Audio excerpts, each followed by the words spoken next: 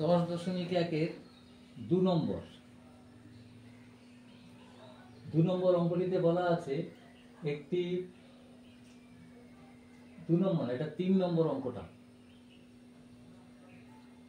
3 নম্বরে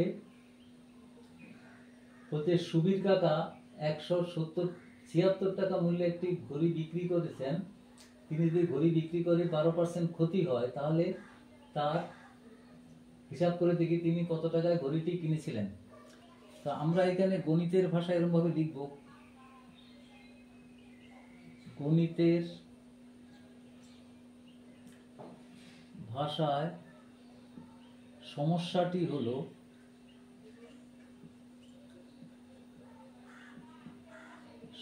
হলো আমাদের বিক্রয় মূল্য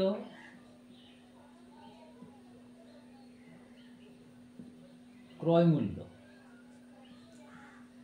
আমরা ত্রৈরাশিক পদ্ধতিতে যদি অঙ্কটা করি, তো আমাদের যদি 100 টাকায় যদি ঘড়িটি বিক্রয় করে থাকি টাকা, তাহলে ক্ষতি হয়েছে 12%। তাহলে 100 টাকায় বিক্রি করে ক্ষতি হয়েছে, তাহলে কত হলো? বিক্রি করেছে 100 বিয়োগ 12 মানে হচ্ছে 88 টাকায়। 88 টাকায় বিক্রি করে ক্রয় মূল্য হচ্ছে 100 টাকা, তাহলে 176 টাকায় বিক্রি করে কত টাকা ক্রয় মূল্য ছিল।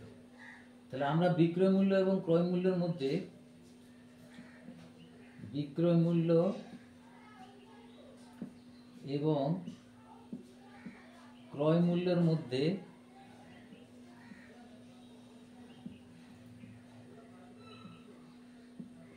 সরল সম্পর্ক,